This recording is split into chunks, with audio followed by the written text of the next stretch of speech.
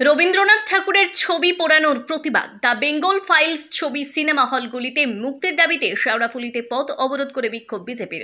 Sheoraphuli Udayan cinema হলের সামনে অবরোধ করে বিজেপি সমর্থকরা। পুলিশ অবরোধকারীদের টেনে রাস্তা থেকে দেয়।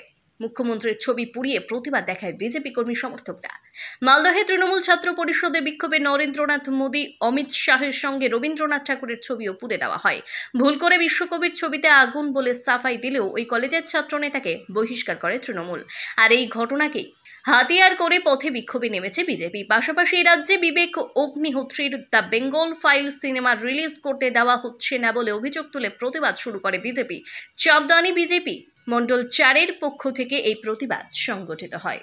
ভারতীয় জনতা পার্টির শ্রীরামপুর সাংগঠনিক জেলা আর সাধারণ যে সনাতনী হিন্দুরা আছে সবাই মিলেমিশে আজকে চাপদানি মন্ডল 4 শ্রীরামপুর সাংগঠনিক জেলার অন্তর্গত চাপদানি মন্ডল 4 এই জিটি রোডে আমাদের এই উদয়ন সিনেমা ঘরের সামনে আমরা রাস্তা অবরোধ করলাম, অবস্থান বিক্ষোভ করলাম। কারণ পশ্চিম বাংলায় যত সিনেমা ঘর আছে প্রত্যেক সিনেমা ঘরে দি বেঙ্গল ফাইলস মুভি পরিষ্কারভাবে ব্যান করে দেওয়া হয়েছে মমতা বন্দ্যোপাধ্যায় দ্বারা। কারণ 1946 সালে the great Calcutta killing direct action দেওয়া হয়েছিল, যেখানে 40,000 সনাতনী হিন্দু মা বোন ভাই বন্ধুদেরকে মেরে কেটে গণধর্ষণ করে কলকাতার বুকে ফেলে দেওয়া হয়েছিল। না করে 5,000 থাই আমাদের মা বোন সনাতনী হিন্দুদের জান থাই কেটে ঝুলিয়ে দেওয়া হয়েছিল কলকাতার বুকে।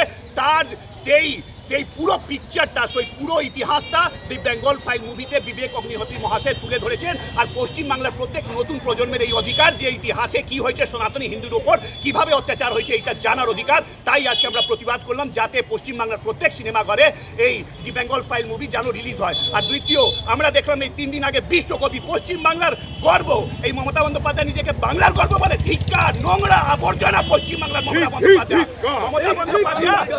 বন্দ্যোপাধ্যায় পশ্চিমবাংলার আবর্জনা, পশ্চিমবাংলার ধিক্কার, পশ্চিমবাংলার নোংরা মহিলা মমতা বন্দ্যোপাধ্যায় এই ধিক্কার আছেন। উনি বলে ওনার নেতৃত্বে তৃণমূল কংগ্রেসের ছেলেরা, তৃণমূল কংগ্রেসের সমর্থকরা বিশ্বকবি রবীন্দ্রনাথ টেগোরের আগুন লাগিয়েছে ছবিতে।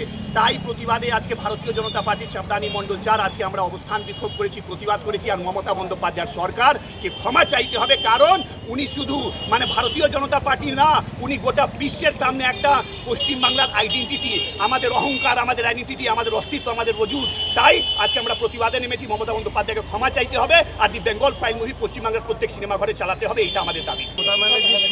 সরকার যে শুধু গণতন্ত্রের উপেক্ষা করে আজকে আমাদের বেঙ্গল ফাইলস মুভিকে চলতে দেয়নি সারা পশ্চিমবাংলায়, এবং তার সাথে সাথে বিশ্বকবি রবীন্দ্রনাথ ঠাকুরের অপমানস্বরূপ ওনাদের ছাত্র সংগঠন তার ছবি প্রতিকৃতি জ্বালিয়েছে। তারই প্রতিবাদে আজকে আমরা শেওড়াফুলি উদয়ন সিনেমার কাছে চাপদানি মন্ডল 4-এর তরফ থেকে প্রতীকে পথ অবরোধ রাখলাম। আগামী দিনে যদি এই বিষয়ে ক্ষমা না চাওয়া হয়, রাজ্য বিজেপির তরফ থেকে বড় আন্দোলনে আমাদের রাজ্য নেতৃত্ব নামবে।